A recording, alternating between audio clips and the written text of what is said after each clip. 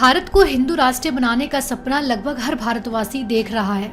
देश के प्रधानमंत्री नरेंद्र मोदी खुद आत्मनिर्भर भारत का संकल्प लेकर चल रहे हैं। ऐसा माना जा रहा है भारत जैसे ही अपनी 100वीं स्वतंत्रता वर्षगांठ मनाएगा तब तक भारत पूर्ण हिंदू राष्ट्र बन चुका होगा।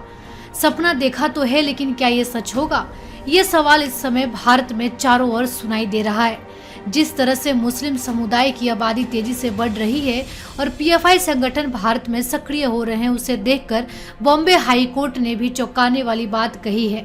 हिंदू बहुल भारत को इस्लामिक राष्ट्र बनाने का षड्यंत्र भी चल रहा है और इस बात की पुष्टि बॉम्बे हाई कोर्ट ने की है। गल्फ देशों से लेकर यूरोप तक हिंदू मंदिरों की नींव भव्यता के साथ रखी जा रही है। अयोध्या में हिंदू मिलकर प्रभु राम के भव्य मंदिर के दर्शन कर रहे हैं और यही तस्वीर देश विरोधी ताकतों की आंखों में सबसे ज्यादा चुभ रही है। इस्लामिक कट्टरपंथी संगठन पॉपुलर फ्रंट ऑफ इंडिया की आड़ में भारत को 2047 तक इस्लामिक राष्ट्र बनाने की साजिश रची जा रही है। अगर आप इस संगठन के बारे में नहीं जानते और इस मामले की गंभीरता को नहीं समझ पा रहे हैं तो आपको विस्तार से ये पूरा मामला समझाते हैं। तो चलिए शुरू करते हैं।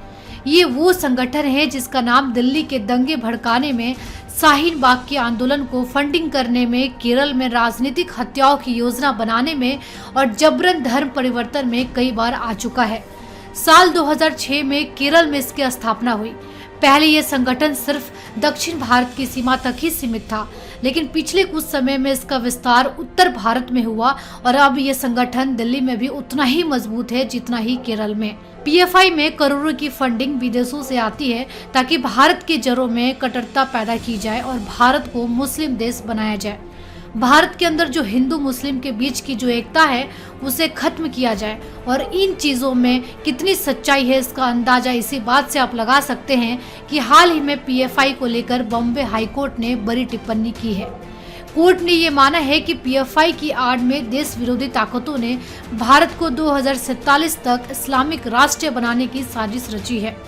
पीएफआई ने ताकत का इस्तेमाल करते हुए सरकार को अंकित करने की भी कोशिश की है और इसी मामले में पीएफआई के 30 सदस्यों को बॉम्बे हाई कोर्ट ने जमानत देने से इस साफ इनकार कर दिया है। कोर्ट ने यह माना है कि पीएफआई की आड़ में देश विरोधी ताकतों ने भारत को 2047 तक इस्लामिक राष्ट्र बनाने की साजिश रची है।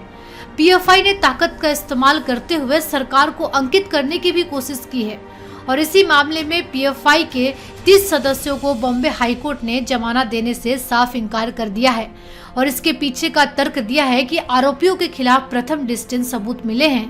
कोर्ट द्वारा यह भी कहा गया है कि आरोपी पीएफआई के सदस्य हैं और लगातार देश को तोड़ने की साजिशें रच रहे हैं। इस बात के सबूत मिल चुके हैं कि आरोपी व्यक्ति देश के खिलाफ नफरत फैलाने के साथ ही राष्ट्र विरोधी एजेंडे को आगे बढ़ाने में शामिल है।